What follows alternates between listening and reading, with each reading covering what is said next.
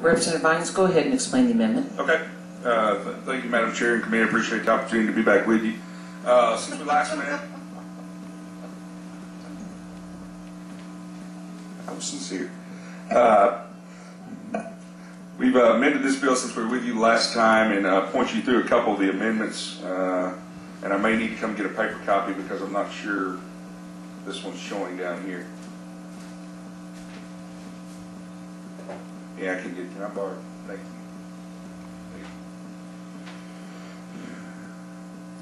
What this does is, in the amendment that we just handed out, uploaded, we changed the registration and training process. We amended that.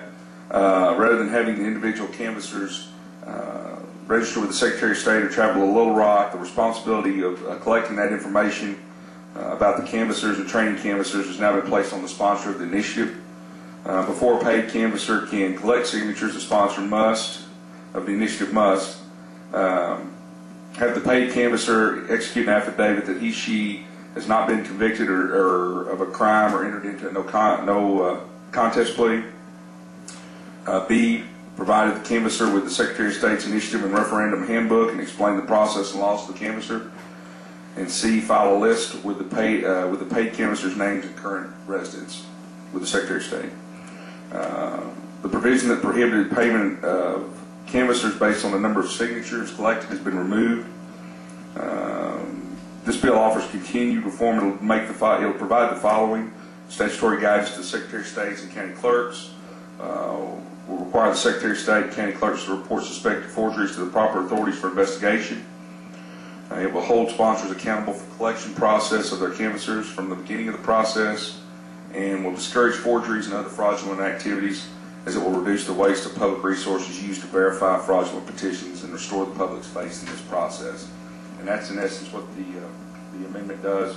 We've tried to work with a bulk of the concerns that were out there to make this a better bill, and we feel better being in front of you today with the current package. It appears there's some significant changes. Representative Overby, you had a question? No question, just since we went over this bill the other day and Mr. Vines has gone over everything, and Mr. Bell, I think, did what Mr. Bell wanted him to do. I think in essence of time, I just want to do fast. Well, we do have people here. At the proper time. You're such a Southern lady. That was so polite. Representative Wilkins. Representative Vines, if I understand this bill, it just puts a burden of responsibility on those who are gathering signatures. Yes, particularly the paid canvassers. Okay. I was once involved in a statewide campaign, petition drive. It's very difficult, but there's nothing wrong with having that responsibility to lessen the burden on the Secretary of State of verifying each name, is there?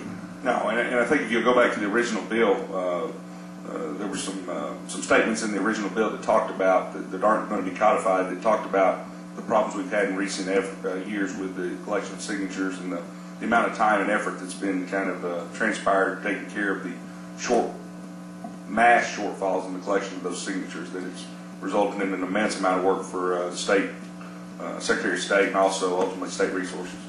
Representative Overby, let's go ahead and take your motion of adopting the amendment. How about we start with that motion? So moved. All those in favor, aye. All those opposed? Okay, we can get into the bill now. Whoops. You have two people that can't. Are you having a hard time getting the amendment up? Is that? Okay, we're going to get you a hard copy here. Representative Walker, you have a question? Several. Thank you, Representative Lee. I understand that we want to try to agree on things toward the end, but don't you think this is a bad bill?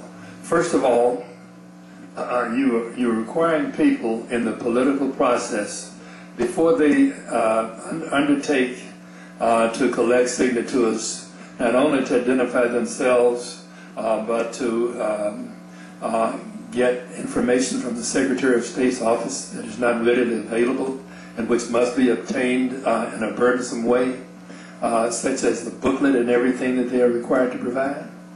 I mean, why is it that we want to burden the process of petitioning? I don't know that we're burdening the process of petitioning as so much as we're protecting it, because before, what we're doing is with these referendums and initiatives is putting stuff in state law and in our Constitution, and we should not take that haphazardly. No, I don't think this is a bad bill, or I wouldn't have let my name to it. And with all due respect, I understand that. Thank you. And I'm not suggesting that. I apologize. No.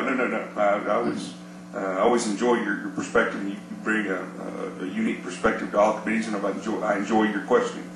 But this is when we initiate, no pun intended, these initiatives and referendums, we need to take all due care and responsibility, because we are not just affecting the next election cycle or the next legislative session. These will be on the books for 10, 20, 15, 100 years to come, and we should take every precaution to make sure that process is adhered to, is transparent, is conducted properly.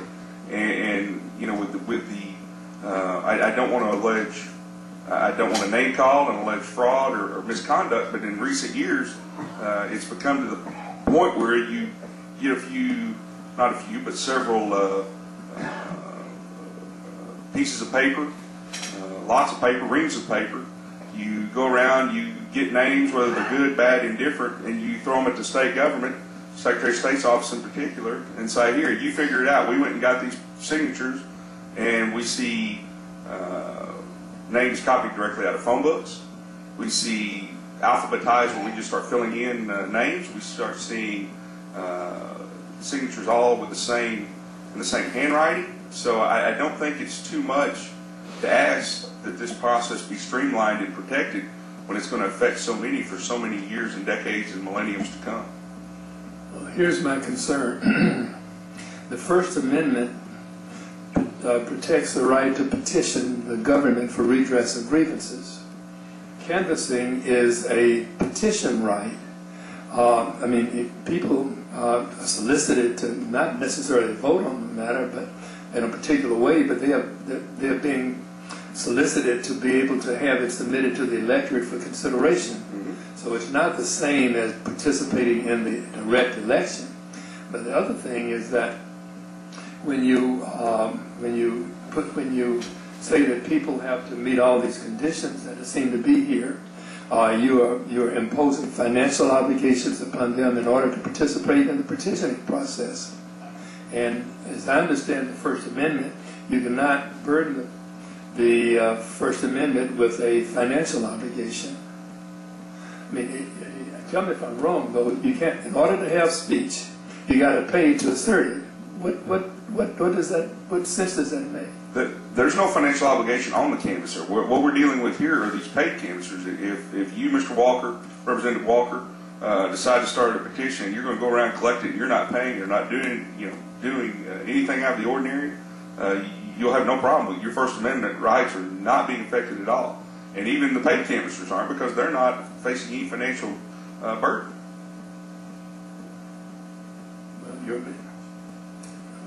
Well, now, I understand what you're trying to do, and you're really trying to purify the process. But I don't know if you can purify the assertion of speech. I mean, how do you do that? I mean, basically, people have the right to petition their government one way or another for the redress of grievances, and it can't be encumbered. And in that respect, I understand you don't let felons participate in the process. They are still citizens. I don't see how you can limit their right of free speech either in participating in the petitioning process. I don't see how you can say, well, felons cannot assert their speech and they cannot participate in encouraging other people to sign a petition. Well, let's talk about the felons and how I don't know that that's really germane to this subject, but in a lot of instances they don't have that right to vote, do they? Well, the right to vote is different. So how are we offending their free speech if they can't vote already? Well, here's the point. They don't lose their right to free speech simply because they're felons. They don't lose their right to equal protection of the laws or their right to bear guns. I mean, I guess they do because that's been specifically taken away. But We're getting away from this bill on this one. well, I understand, but I don't think that the intent. I don't think the. Well, I have such respect for you and the sponsor. As do I. And I'm reluctant to mention these things, but I think it's more burdensome than beneficial. Thank you, Representative Walker. Representative Wilkins? Representative Vines, if I wanted to start a petition drive today as an individual, I can do that and not have to, I'm not worried about this, right? If I'm paid canvasser, how available is a list of registered voters to check? I'm going to ask my witness to address that, if you would. Thank you. You can buy a Go, disc. please identify yourself for the record and go ahead and pull that mic a little closer. Thank you. I'm Elizabeth Murray from the Friday firm. Representative Wilkins, I can tell you that you can buy a CD disc from the Secretary of State, and I believe in the last election cycle last summer, it cost $6.50 for anyone can get that, and it's updated periodically, and you'd have to spend another $6.50 to get an updated one throughout the cycle, and they are readily available. If I can follow up, Madam Chair, this is this by precinct, by county, or how are they, they're not just listed in alphabetical order, I hope? I believe you can sort them, and it will come up alphabetically by the county. I don't know the precinct. By the county or I by? believe by the county it will. Okay. Okay, thank you. Thank you, Madam Chair. Representative Bell? Thank you, Madam Chair. Representative Vines, following the amendment on this bill, essentially what we have now is a bill that deals with the employment contract between someone hiring canvassers and the canvasser and the terms of that contract rather than the individual right to petition. Would you not agree? That is the scope of the bill in its essence. Yes. Thank you.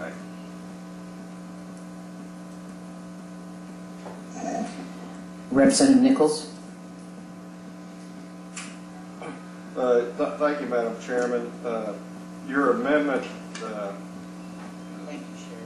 requires the identification of the paid canvassers by name.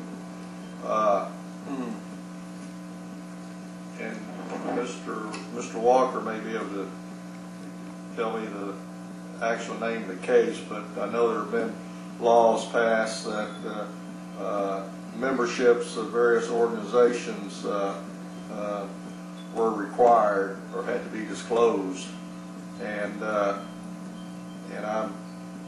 since the petition route is in Arkansas a constitutionally protected route,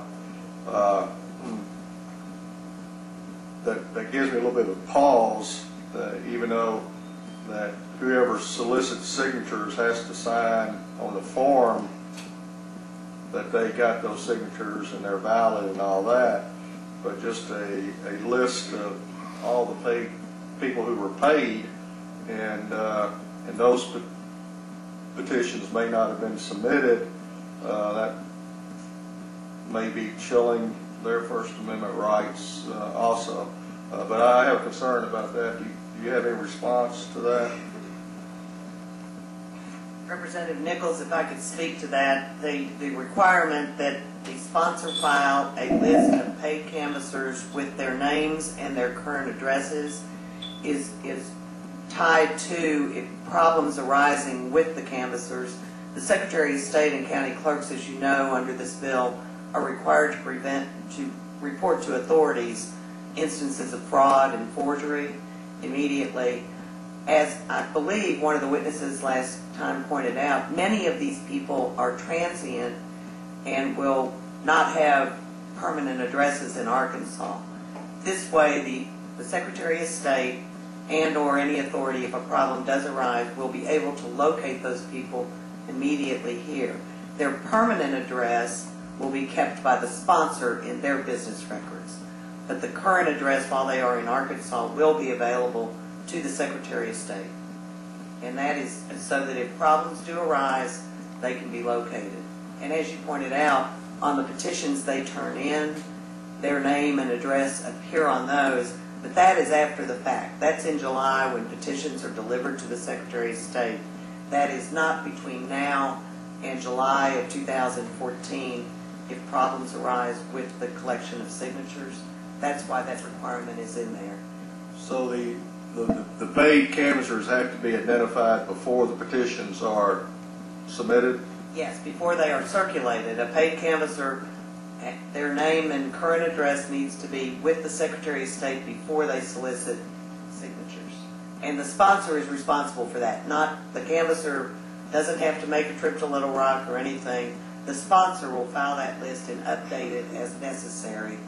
And the Secretary of State will not be issuing any type of photo ID or anything like that. It will just be an informational list if a problem arises. So if the Family Council or the NAACP is using their members and paying them a modest sum for their signatures, they would have to turn over that information. How much time, or as soon as they start, or when's the deadline for that? They would have to turn over the names and current addresses of those who are being paid, and only those who are being paid, before those canvassers begin circulating a petition. Okay, thank you. Very, very similar to a lobbyist, almost. All we're wanting is an Yes. to identify them. Representative Hickerson.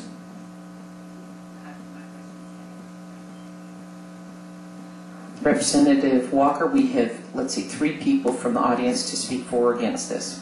All right. Now, being paid is also significant because being paid implies that it's for a fee. It does not take into account that it may be for mileage or for other things like that. And so being paid makes it ambiguous and capable of being attacked. But the 2 cases that Mr. Nichols referred to are NAACP v. Button and Shelton versus State.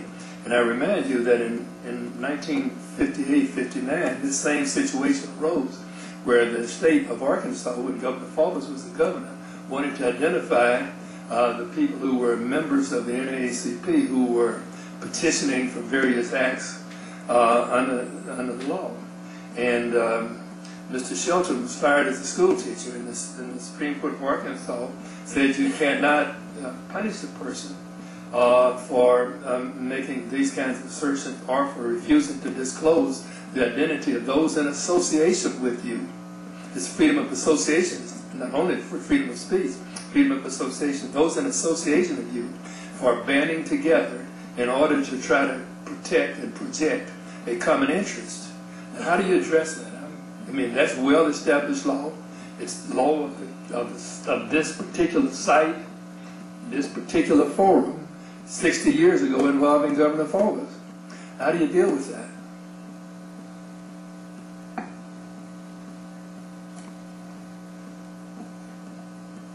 Go back to the topic you can here. This is dealing with paid canvassers. If you're out, if John Walker, individual, and forgive me for not using your title, wants to go out and change whatever initiative referendum, whatever issue is, this has little or no effect on you.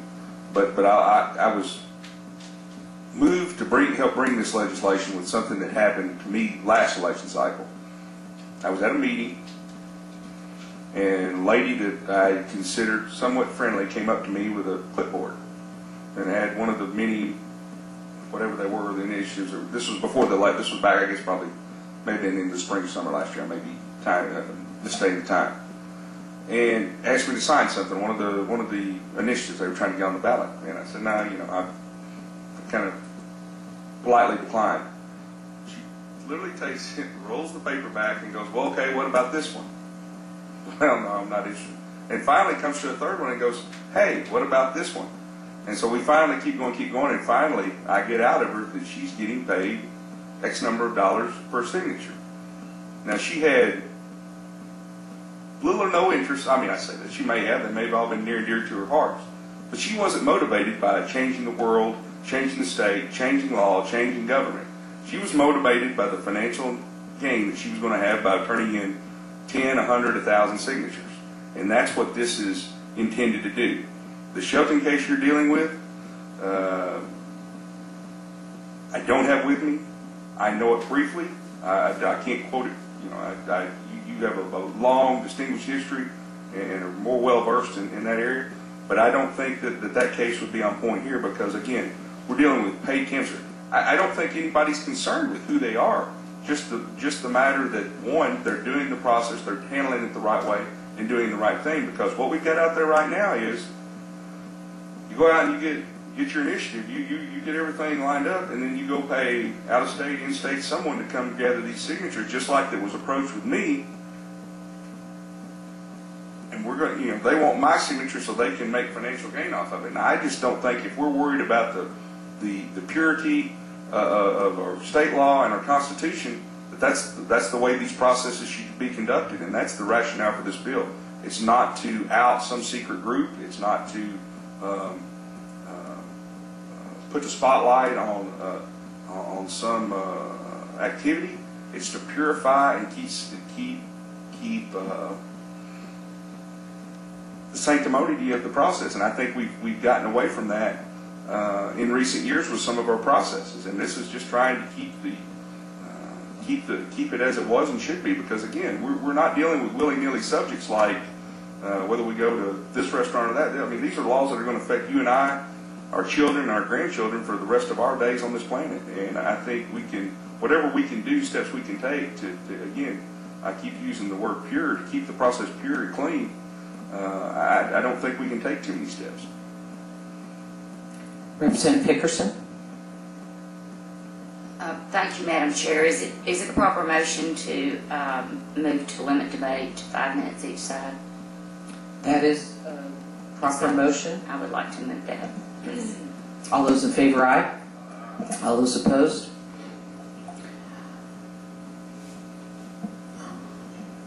That was loud because it was right in my ear, but I've got a rule for the ayes there, Representative Wilkins. Okay, then let me lay it out then. We have 3 people signed up. Elizabeth Murray, you're at the end of the table already, and so I'm assuming you've already spoken for it. Yes. Okay, then we're going to, the people need to recognize, and this will give, okay, we can let, there's only 3 people signed up then against, and that will give Representative Vines a 5-minute closing, if that works out. Or Representative Bell, did you have a question that you want? Okay, before we start the clock then, go. Yeah, that's proper.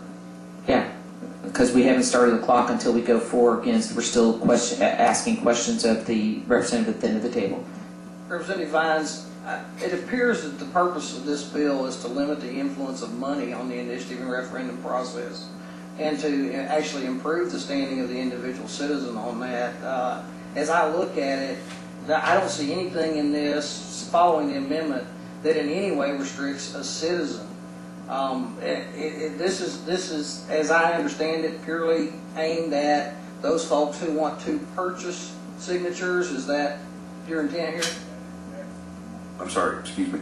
That is indeed the essence. As I tried to explain or express during our discussion, it's somewhat sickening you to see the process whenever your signature becomes a commodity out there, and it's in recent cycles. That's what it's become. It's become a money game, so to speak. And in this process, we all know we've all chosen to be in this room. We've all taken the necessary steps to be in this room, this Capitol, in this role of government. But when you're dealing with these initiatives and referendums, it should not be about the money game end result, I don't think, and that's why I brought this bill. All of us, I think, have taken a stand against the buying and selling of votes in various forms, and this certainly would appear to me to get very close to that, this process of buying signatures. Would you agree? I agree.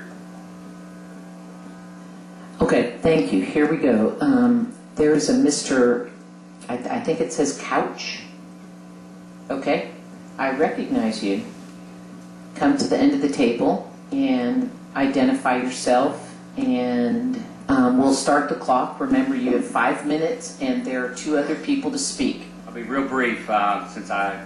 You have signed up against the bill, is that correct? Correct. Okay, hit it. David Couch. I appreciate the changes that have been made. I wish I'd have seen them before right this minute. First of all, I think that the distinction between paid and unpaid is unnecessary, because paid, or whether or not you're passionate about a subject, either of those things could cause someone to misrepresent something or to obtain signatures fraudulently.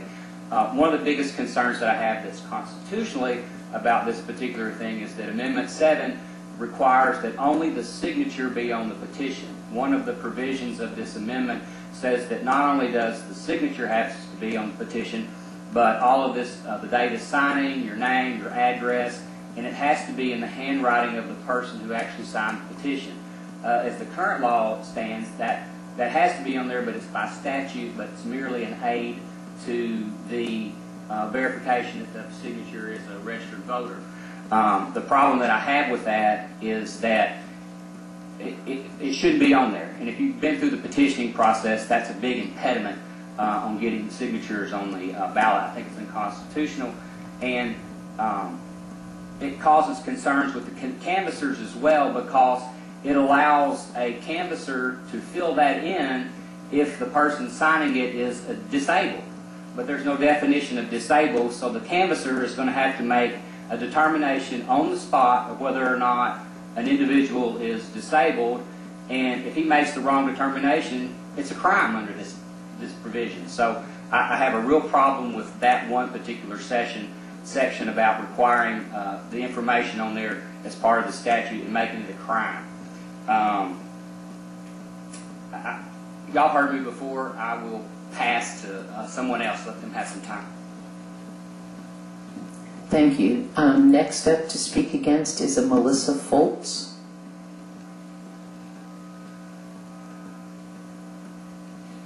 And there's 3 minutes. I'll talk fast. Go ahead and introduce yourself for the record. I'm Melissa Foltz. I'll be really, really quick. One of the biggest problems that I see is saying there's a difference between volunteers and paid canvassers. I ran the medical marijuana campaign, the petition drive. I don't know if any of y'all have had to run the petition drive or not, but there is a whole lot to do with it, and I know that most of the forgeries and most of the illegal things were done by one particular woman, and the law that's on the books now works. The problem is we begged for her to be prosecuted and the people that did the forgeries to be prosecuted. Nothing was done. If they had been prosecuted, the system would work. We turned in our first turn-in, and we had a 56% validity rate. Most of that was done by volunteers. When we had the paid canvassers, the actual professional paid canvassers, our validity rate shot straight up. As a matter of fact, they stopped counting our petitions and still had several counties, including Pulaski County, to even count. So to say that the paid petitioners are the problem is not the problem.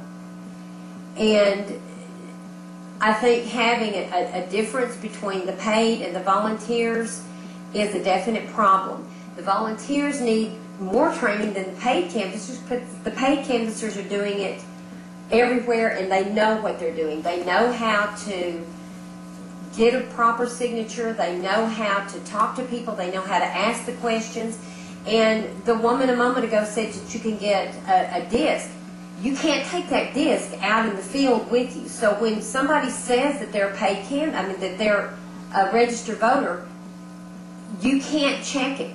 You cannot check it out in the field. So you have to just depend on what they say is true. And also another one of the problems... There's 1 minute left. ...was not so much that they weren't registered voters, they were just in the wrong county. But the original bill works. Don't change it. Thank you. Mr. Johnson? You have 43 seconds. First, Madam Chair, thank you. This is the first power. I'm read the Constitution, Amendment 7. The first power reserved for the people is the initiative, which makes me very upset that I only have 43 seconds, so I would actually respectfully request a little more time. It also says in Amendment 7 that the legislature no law shall be passed in any manner interfering with the freedom of the people in procuring petitions. Then it says it's self-executing and all its provisions shall be treated as mandatory.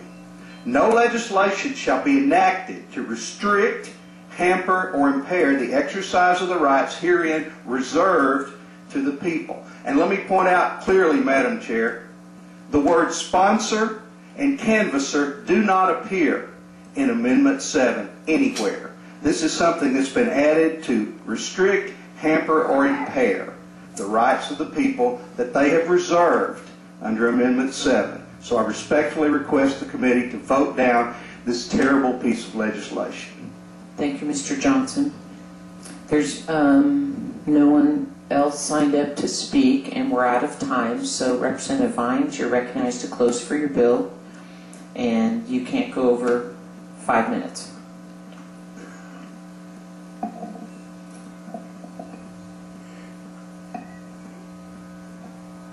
In the interest of time, we kicked this around and we need to call it a close. A couple of things to address on those comments just briefly. The signature, and I believe I can get Ms. Murray to come back. I believe that there are some provisions. Again, I'm having a little trouble pulling up the original bill, but I believe there are provisions that we have in there for the disabled signature and helping those folks out. I think there's some provisions in there. Again, I don't have the bill in front of me, and I'm going to defer to her. I think those are addressed. I'm sorry, go ahead. There is a process, and the definition is not disabled is not there, but if someone is unable to complete their birth date and address and the date they are signing in their own hand, yes, the canvasser can do so and note in the edge of the petition that the person was disabled and they assisted. But most voters, if they're wanting to change the law of the state, they have the time to fill out their own name, print the name, their birth date, their address, and the date they're signing it. That's what, when a canvasser does it all, that's known as transcription, and it's illegal in many states with the initiative process because it gives rise to fraud. You can have one person sign the signatures and another fill out all of the addresses. And we found a lot of that in 2012 in a lot of the initiatives that were submitted. Representative Nichols? Yes, what are the criminal sanctions involved in this bill? All of the, if a canvasser signs a false affidavit, actually this will lessen it to a misdemeanor. It currently on the books is a felony, and it has been. Of course, criminal convictions come after the process. They don't discourage people at the beginning to do it right. Also, forgeries are a sponsor who knowingly, all of these criminal offenses are couched in terms of knowingly turning in or knowingly signing the affidavit that it is false. It's not aimed at people who accidentally don't know a signature is genuine. Okay, what's the penalty? What level of felony are we talking about? There is no felony. It's a Class A misdemeanor. Okay. Thank you.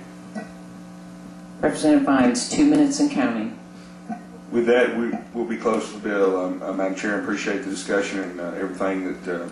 I'm sorry, Representative Hutchinson. I didn't see your hand down there. I'm sorry.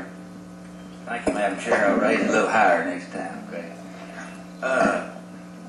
I was leaning towards this, Representative Vines, because the way I was seeing it is that basically it just puts somebody in charge. Am I right? I mean, just in plain, simple English, just put somebody in charge to hand the signatures over to us, right? Well, if you're dealing with paid canvassers, then that's it. What the essence of this is dealing with is this paid canvassers process. Okay, but ma'am, what's your name? Elizabeth Murray. Okay, Miss Murray. But you said something about, like, it's illegal for somebody to, what did you say? On any of the petitions, if the process is there's a line for the signature. Next to that, the voter is to print their name. Then the voter is to put their date of birth, their current address, or where they are registered to vote, and the date they sign that petition. And they are to do that all in their own hand. Okay, but ma'am, we all know now that, like, I'm sure probably on absentee votes and things and like nursing home people, you think they do it all like that, honestly speaking? Representative, Yes, if go you will. ahead. Representative Hudson, this is absolutely nothing to do with absentee voting. Well, I mean, when she said signing the names though and all that, you know, I mean, you reckon everybody, We're going to stick to this initiative referendum process. We don't want to. No, I mean, disrespect, but we don't voting, want to. No, without a doubt, but this has nothing to do with the absentee process. Okay, I'm refereeing thank you, this. thank you, thank you. Okay, you got it. We're calling time. Representative Overby, I'm going to take your motion Do pass as amended. as amended. The motion is do pass as amended. All those in favor, aye. All those opposed? The ayes have it. 2 hands for roll call. Roll call.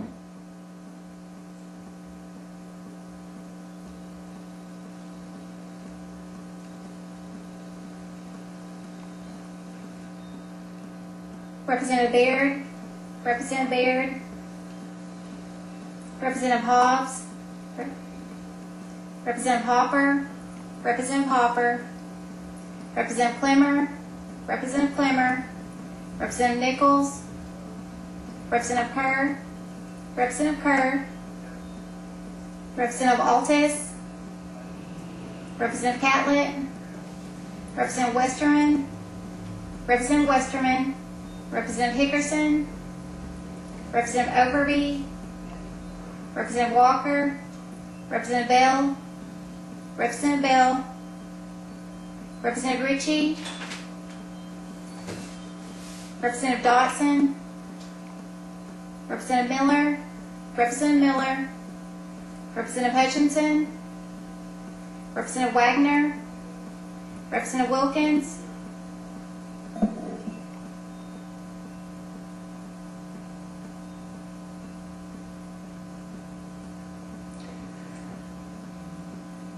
With 9 votes, it failed to pass. Thank you, Madam Chair. Appreciate the opportunity to present it.